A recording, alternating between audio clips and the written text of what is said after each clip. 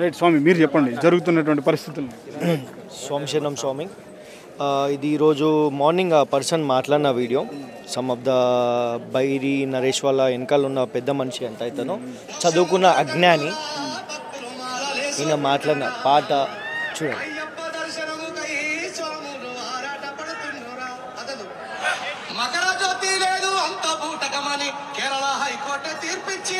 ఇది ఈయన మాట్లాడారు. మేము మకర జ్యోతి అంటే మేము దానికి వాల్యూ ఇచ్చి ఒక 41 days ఇంట్లో వాళ్ళని అందరిని వదిలేసి దేవుణ్ణి స్మరిస్తూ మేము ఉంటాం. సో అతను మాట్లాడిన పద్ధతి కావచ్చు, ఆయన చదువుకున్నాడు, PhD వరకు సమ్ ఎడ్యుకేషన్ చేశాడు. వితౌట్ ఎడ్యుకేషన్ అయితే లేదు, చదువుకున్న అజ్ఞాని అతను. ఇప్పుడు ఆయన బాటలోనే వాళ్ళ పిల్లలు కూడా వెళ్తారు. నెక్స్ట్ జనరేషన్ అనేది మనము కరప్ట్ చేయకపోయినా పర్లేదు, మంచి చెప్పకపోయినా పర్లేదు, చెడు చేయొద్దు.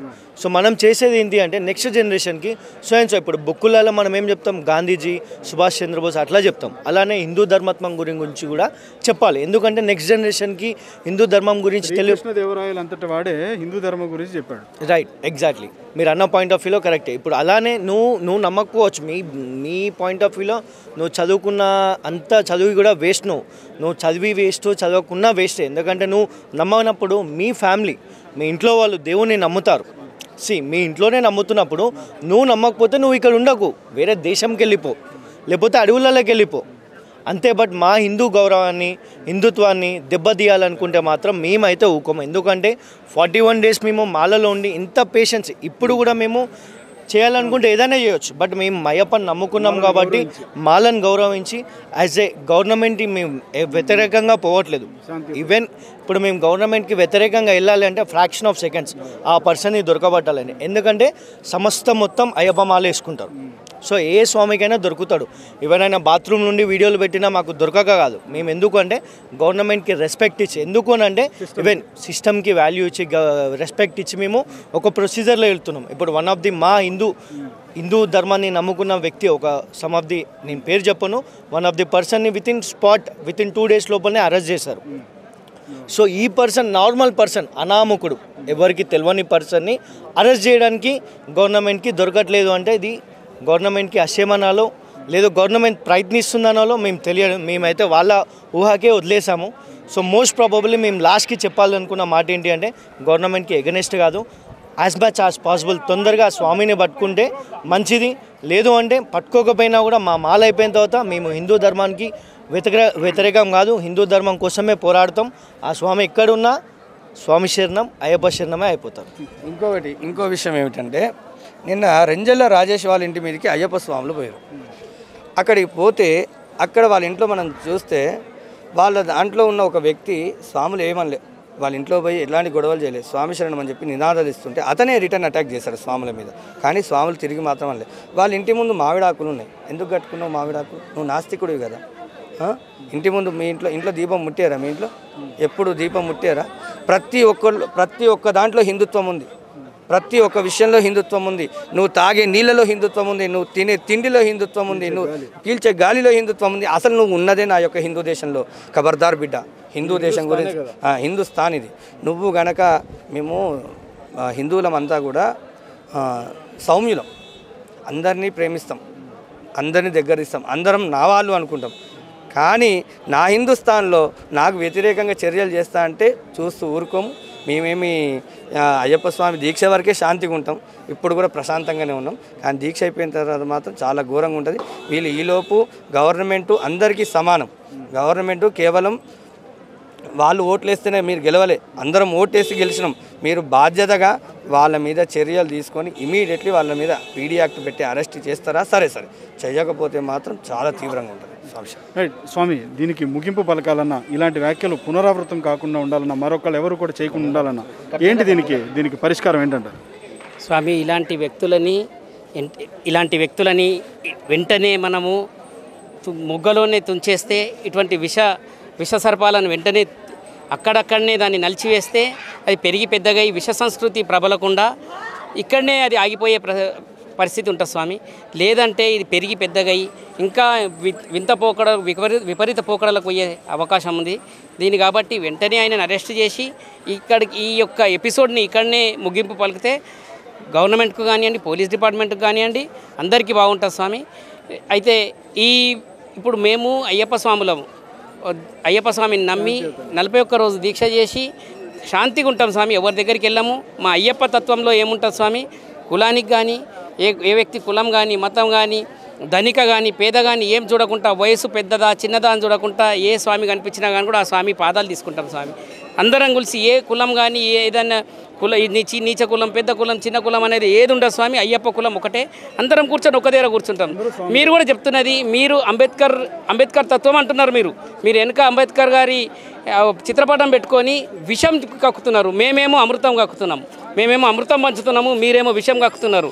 ఒక్కసారి ఆలోచన చేసుకోండి. మీరు చదువుకున్న వ్యక్తి మీరు ఈ రకంగా మాట్లాడడం ఎంతవరకు సమంజసము? మీకు ఎవరు నేర్పించారు ఈ బుద్ధి?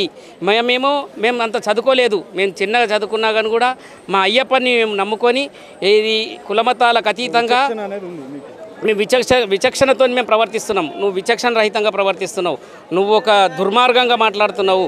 నీకు ఇది సబబు కాదు నరేష్. నీకు ఒకసారి చెప్తున్నాం, హెచ్చరిస్తున్నాము. ఈ రకంగా మీరు మాట్లాడితే ఇట్లనే ఊరుకుంటారు అనేది మాత్రం మీరు అనుకోకండి. మేము ఒకవేళ తిరగబడితే, హిందూ జాతి ఒకసారి తిరగబడితే మాత్రం నువ్వు నామరూపాలు అవుతారు. మీరు ఒకసారి జాగ్రత్త. ఇదే మీకు హెచ్చరిక. ఇంకోసారి కానీ మీరు కానీ ఇటువంటి వారు కానీ ఇంకోరు మాట్లాడాలన్నా కానీ కూడా ఆలోచించుకోవాల్సిన పరిస్థితి వస్తుంది. కాబట్టి ఓసారి నేను గవర్నమెంట్ వారి అసలు హిందూస్థాన్లో హిందూ దేశంలో హిందువులకు రక్షణ ఉందా? హిందువులకు రక్షణ ఉందా అని అంటే ఇప్పుడు మీరే చూస్తున్నారు, మీడియా వాళ్ళు మీరు అందరు చూస్తున్నారు. ఎక్కడున్నా కానీ కూడా హిందువులు శాంతి కాముకులుగా ఎన్ని రోజులు ఉంటే అన్ని రోజులు ఈ దాడులు తప్పవు. కాబట్టి మన దేవీ దేవతలు కూడా అవతారం తీసుకున్న దేని గురించి, దుష్ట శిక్షణ గురించి. రాముడు అవతారం తీసుకుని రావణాసురుని చంపనీకే, శ్రీకృష్ణుడు అవతారం తీసుకుని నరకాసురుని చంపనీకే, అయ్యప్ప స్వామి అవతారం తీసుకుని మహిషిని చంపనీకే. కాబట్టి మనం కూడా ఏదైతే ఈ అవతారం తీసుకున్నామో మన దగ్గరికి వస్తే, మనం ఎవరి దగ్గరికి వెళ్ళాము, మన దగ్గరికి ఎవరైనా వస్తే మాత్రం వదలవలసిన పరిస్థితి అవసరం లేదు స్వామి. దుష్ట శిక్షణ చేయాల్సిందే. ఒక అవసరమైతే దుష్ట శిక్షణ చేయడానికి మేము తయారున్నాం స్వామి. చెప్పండి, ఎలా చూస్తారు నిన్న జరిగినటువంటి వ్యాఖ్యలు? ఇంత నీచంగా, ఇంత చండాలంగా హిందూ ధర్మం పైన చేయటం. ఫస్ట్ ఆఫ్ ఆల్ నేను మాట్లాడిస్తుంది బైరి నరేష్ అనే ఓ పదంలో మీ అమ్మ నాన్న 9 మాసాలు కడుపులో పెట్టి పెంచి పోషించి ఇంతవరకు తీసుకొచ్చిన తర్వాత దేవుడు ఎవరో, దేవుళ్ళు ఎవరో, దేవుడు గురించి మాట్లాడేంత అర్హత ఎవరిచ్చారు? మీ అమ్మ నాన్న ఒక పేరు పెట్టి నరేష్ అనే దాంట్లో పదం అనే ఆ పదానికి అర్థం ఏముంది అనేది తెలుసా? కనీసం ఆ దేవుళ్ళ గురించి ఒక బుక్, ఒక భగవద్గీత కానీ ఇంకేదైనా చదివి ఉంటే కనుక ఈ మాటలు మాట్లాడకపోయేవి. అదేవిధంగా నేను చెప్పేది అంటే ఆ ఫంక్షన్ హాల్లో అంతమంది కూర్చున్నారు. ఆ కూర్చున్న వాళ్ళ దాంట్లో అందరూ కూడా సపోర్ట్లు కొడుతున్నారు. కానీ ఒక దేవుళ్ళ పైన కింద పరిచి మాట్లాడుతుంటే ఎవ్వరు కూడా అభ్యంతరం పెట్టలేదు. అంటే వీళ్ళందరిపైన కూడా పీటీఆర్ పెట్టాల్సిందే. అతనికి సపోర్ట్ చేస్తున్నారు, మీరు సపోర్ట్లు కొడుతున్నారు కాబట్టి వాళ్ళు కూడా దోషులే. ఇది కోర్టు రాజ్యాంగంలో రాసి ఉంది. ఎవరైతే ప్రేరేపిస్తారో వాళ్ళు కూడా దోషులే. కాబట్టి అక్కడ కూర్చున్న స్టేజ్ పైన కూర్చున్న వాళ్ళందరూ కూడా, ముంగట కూర్చున్న వాళ్ళందరూ కూడా దోషులే. కాబట్టి అందరిపైన కూడా పీటీఆర్ పెట్టాలి. వీళ్ళకి మాత్రం మళ్ళీ ఒకసారి తెలంగాణలో కానీ పక్కకున్న కేరళలో కానీ కర్ణాటక ఎక్కడ కూడా తిరగనివ్వము. బెయిల్ దొరికినా కానీ ఒకవేళ మేము మాత్రం విడిచిపెట్టే పరిస్థితే లేదు.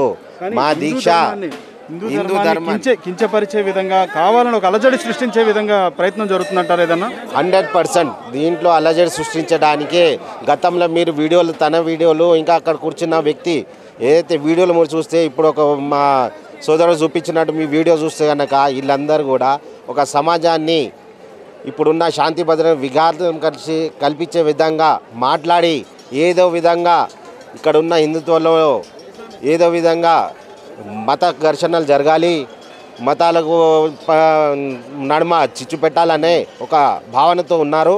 దీనిపైన వెంటనే సీఎం గారు కానీ ఇప్పుడున్న కొత్త డీజీపీ అంజనీ కుమార్ గారికి పదే విజ్ఞప్తి చేస్తున్నా, సార్ మీరు నిన్న బాధ్యత తీసుకురు.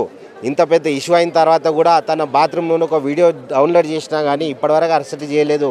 ఇప్పుడు రీసెంట్లీ ఇప్పుడు మీరు ఒక గూగుల్లో మీరు సెర్చ్ చేస్తే తన ఫోను వరంగల్ ఉన్నట్టు తెలుస్తుంది, వరంగల్ టు కరీంనగర్ వస్తున్నట్టు అని తెలుస్తుంది. కానీ ఇప్పటివరకు మనం అరెస్ట్ చేయలే. మన ఎస్బీ ఏం చేస్తుంది, సిబిఐ మన డిపార్ట్మెంట్ ఏం చేస్తుంది, ఇలాంటి వ్యక్తులను మీరు ఎందుకు ప్రేరేపిస్తున్నారు? ఎందుకు అరెస్ట్ చేయలేదు ఇప్పటి వరకు కూడా? 3 రోజుల నుంచి ఎంతో పెద్ద ఎత్తున ధర్నాలు జరుగుతున్నాయి. అయ్యప్ప స్వాములు మనోభావాలను దెబ్బతిన్నాయి. ఒక దేవుళ్ళను సార్ మీరు కూడా దేవుని పూజించవచ్చు. ఇలాంటి వ్యక్తులను మీరు ఈడ్చిపెడితే కనుక రాబోయే రోజుల్లో తీవ్ర ఆఘాతం కలుస్తుంది.